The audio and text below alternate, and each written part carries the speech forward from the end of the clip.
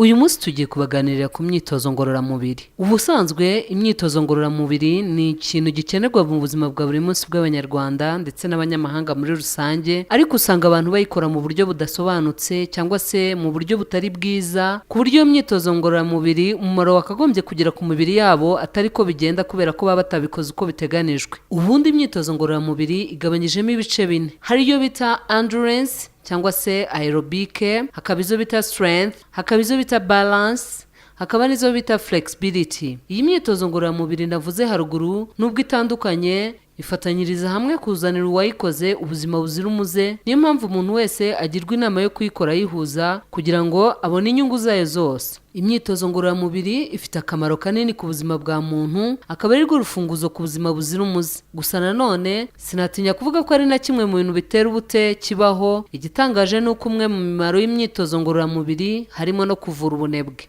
Akandi kamaro ka siporo cyangwa imyitozo ngororamubiri, bifasha ubwonko kuruhuka, bivura stress, bifasha umuntu kwigirira icyizere, irinda umubiri indwara zitandukanye, ikomeza amagufa, ikubaka inyama, ituma ingingo zigororoka n'ibindi byinshi bitandukanye, nk'uko byatangajwe na Rachel William, umuganga w'inararibonye mu by'amagufa n'ubugororangingo. Umwitozo ukuriye iyindi ni uwitwa endurance cyangwa se aerobic activities. Ni imyitozo ngororamubiri ituma umutima ukora cyane kuko isaba gukoresha umubiri umuvuduko, akaba ari imyitozo ifasha mu guhumeka neza ndetse n'imikorere myiza y'umutima, ibihaha n'ibindi bice bifite aho bihurira n'ubuhumekero. Kuko igabanya guhumagira. Ibi bikaba byagufasha gukora imirimo yawe ya buri munsi itakuvuna. Muri iyo myitozo rero harimo kugendagenda, kwiruka, gukora siporo zo koga, kubyina, guhamiriza, gukora uturimo dutandukanye nko guhinga n'indi mirimo yo mu rugo igusaba gukubita hirya no hino. Byaba byiza ubu bwoko bw'imyitozo ugiye uyikora byibura iminota 150 mu minsi 6 mu cyumweru. Ni ukuvuga ko umunsi wa karindwi cyangwa umwe mu minsi 7 uba ugomba kuruhura umubiri gukora iyi myitozo. Imyitozo ya kabiri ni yitwa strength exercise. Strength exercise ni imyitozo y'imbaraga. Uko dusaza umubiri wacu ugenda ugira intege nke. Iyi myitozo rero ifasha umuntu kongera gukomeza umubiri ndetse no gutuma ingingo zimwe zibasha guterura no kwikorera izindi. Ni ukuvuga ko umubiri ugira imbaraga zo guterura ndetse no kwikorera. Izi siporo kandi ntizituma umubiri ugira imbaraga gusa, ahubwo zituma amagufa akura, zigabanya isukari n'ibinure mu mubiri, akaba ari nazo zigira uruhare runini mu kugabanya ibiro. Ndetse izi siporo zifasha kugabanya stress. Izi siporo kandi ku muntu uzikora zigufasha kwema kuko zituma umubiri wawe ugira imbaraga ndetse urutirigongo rwawe rugakomera. By'umwihariko zivura ububabare bwo mu ngingo, cyane cyane bw'umugongo. Byibura zakorwa 3 cyangwa 4 mu cyumweru. Muri izo siporo harimo izo bita squat, guterura, pompage, siporo zo kugabanya inda n'izindi zitandukanye. Siporo y'ubwoko bwa gatatu ni flexibility cyangwa se stretching. Iyo ukiri muto uba ushobora kwerekeza ingingo zawe zose aho ushaka, ariko uko ugenda ukura ingingo zigenda zihinamirana ku buryo butakibasha no kwishima mu mugongo. Ibi bigashobora kugutera indwara zitandukanye nko kurwara imitsi, kwangirika kw'imitsi, ubabare mu ngingo, za rubaga impande n'izindi zitandukanye. Iyi myitozo rero igufasha kurambuka kw'ingingo ndetse zikanarambuka zikaba ndende. Ibi binaguha uburenganzira n'umudendezo byo kwerekeza urugingo urwo ari rwo rwose aho ushaka nta mbaraga bigusabye. Bikurinda kugwa ubusa kuko uba ubasha kwiramira. Ushobora guhina umugongo neza, gusutama ndetse no guhindukira byoroshye. Izi siporo uba ugomba kuzitangiza cyangwa ukaziherekeresha izindi. Ni ukuvuga ko uba ugomba kuzikora hafi ya buri munsi. Izi siporo zigizwe n'ibintu bitandukanye, harimo kugorora igice cyo hejuru, icyo hasi ndetse n'izo bita yoga. Ubwoko bwa kane nabwo bwa nyuma ni balance exercise. Balance exercise ni siporo zigufasha kutagwa ndetse no gukora izindi siporo zose twavuze haruguru, kuko nizigufasha kuringaniza ingingo no kwihanganira gukoresha zimwe mu ngingo hatifashishijwe izindi nk'uko byari bisanzwe. Urugero ni nko kugendera ku mano, guhagarara ku kuguru kumwe, guhagarika amaguru mu kirere, cyane cyane igihe ukora imyitozo igabanya inda